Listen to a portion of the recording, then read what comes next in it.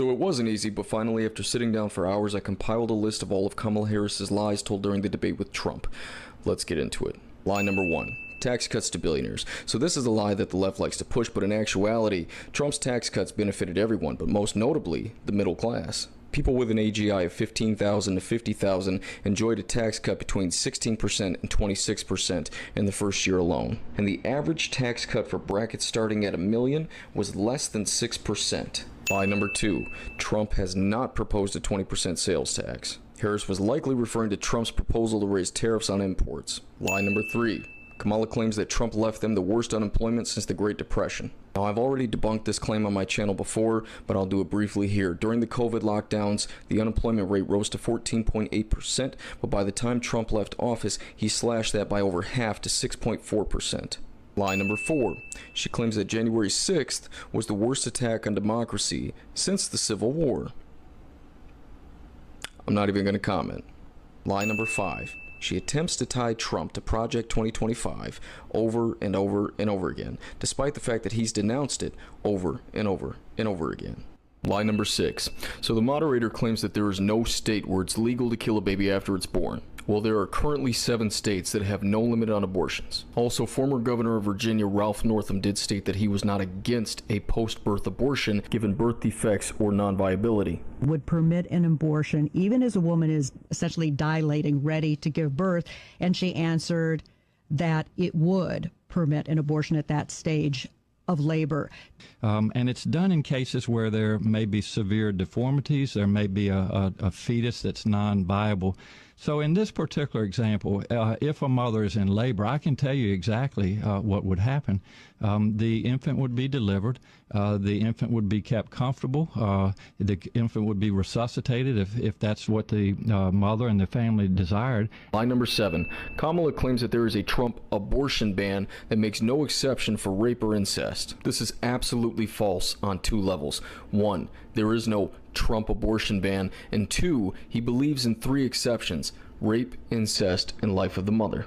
But I believe in the exceptions for rape, incest, and the life of the mother. I think it's very important. After Roe v. Wade was overturned, it was kicked back to the states. This is now a state issue that cannot be stressed enough. Lie number 8. She claims Trump doesn't support IVF. Again, this is absolutely false and completely baseless. Trump has been a major supporter of IVF, going as far to say that if he gets back in office, he's going to make sure that either the government pays for it or he mandates that the insurance pays for it, so that way the person receiving the treatment pays nothing. IVF would be free. So we are paying for that treatment. All Americans who want it? For all Americans that get it. All Americans that need it. So we're going to be paying for that treatment, or we're going to be mandating that the insurance company pay. Lie number 9. She claims that Donald Trump killed the border bill, which really wasn't much of a competent border bill to begin with. It was more of a foreign aid / immigration reform bill with a little bit of border security sprinkled in there for good measure. But again, this is absolutely false with 0 evidence to support this. Donald Trump was not even in office when this happened, and he has no power to influence such things. Lie number 10. The moderators claim that Trump's remarks about Haitian immigrants in Springfield, Ohio, killing and eating pets is false. Yes and no. So here's the truth. It has not been 100% confirmed that pets are being stolen and eaten in Springfield, aside from some unverified Facebook posts. There have been, however, multiple people going to city commission meetings in Springfield complaining about the Haitians, quote, chopping off the heads of ducks and eating them, on top of the many other offenses ranging from sexual assault to vehicular manslaughter. Really challenge you guys to get out here and do something. These Haitians are running into trash cans. They're running into buildings. They flipping cars in the middle of the street. They're in the park grabbing up ducks by their neck and cutting their head off and walking off with them and eating them. Like, putting containers in our grocery stores, helping themselves to what's inside and throwing the rest onto the shelves and floors. Pulling off of the highway to publicly clean and gut the roadkill lying there in front of anyone that passes by. Stealing animals from farmers and leaving their severed heads at the side of an old school where children play. Relieving themselves in public. Making some barbaric stew out of the birds that live in our park. This is insanity, and it has to stop. What will become of Springfield? Where will we be in 5 years? The thought terrifies me. Lie number 11. Gotta look at my notes for this. Harris claims that he's been prosecuted for national security crimes, economic crimes, election interference, 34 felonies, and liable for sexual assault.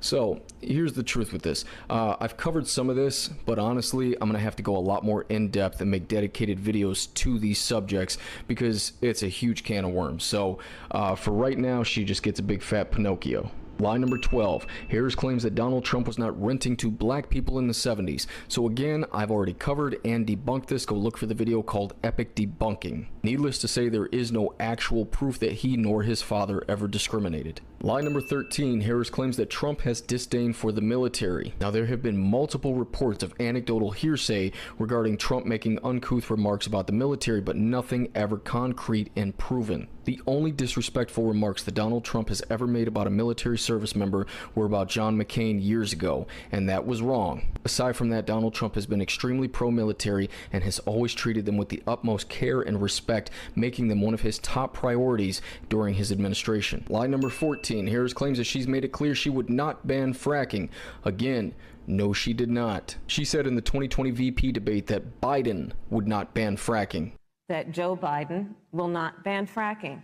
That is a fact. She, on the other hand, has always been for banning fracking. There's no question I'm in favor of banning fracking. And then there has to be legislation. But yes, and this is something I've taken on in California. I have a history of working on this issue. And we have to just acknowledge that the residual impact of fracking is enormous in terms of the impact on the health and safety of communities. Lie number 15. She says that she is not taking anyone's guns, yet she has always supported a mandatory buyback program. Now all of a sudden she doesn't support a mandatory buyback program, so you be the judge.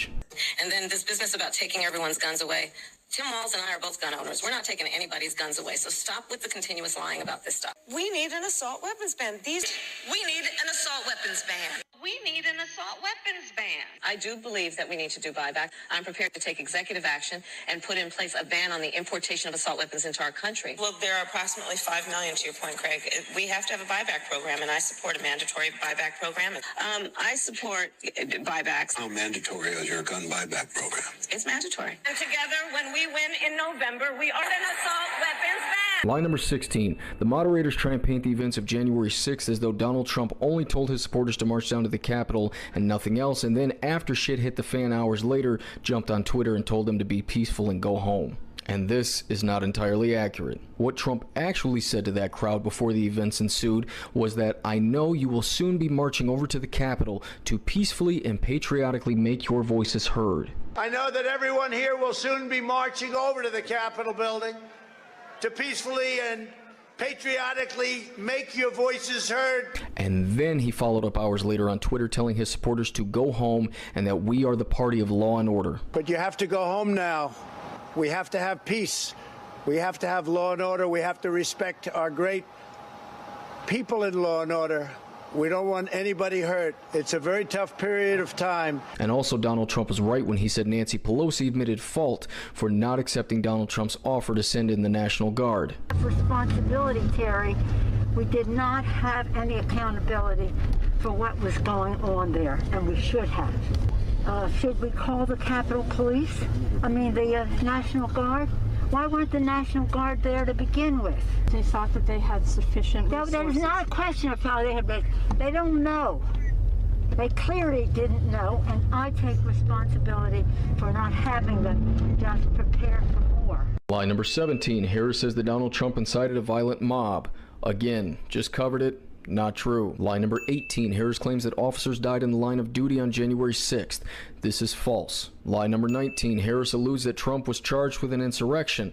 Again, this is simply not true. Lie number 20. Harris perpetuates the Charlottesville hoax, even though it's been debunked time and time and time again, including by yours truly. In actuality, he denounced it an hour and 49 minutes after the events, and then 2 times after. Here's what he really said. And you had some very bad people in that group. But you also had people that were very fine people on both sides. And I'm not talking about the neo-Nazis and the white nationalists. because they should be condemned totally. Lie number 21, she claims that Donald Trump told the Proud Boys to, quote, stand back and stand by. So this is partially true, but there is a little bit more nuance to it than meets the eye. Donald Trump was asked by Chris Wallace during a debate in 2020 with Biden if he would denounce white supremacy and militia groups and tell them to stand down. Trump misspoke and said stand back and stand by, leading to confusion and people to think that he is affiliated with the Proud Boys, of which he is not. Are you willing tonight to condemn white supremacists and militia groups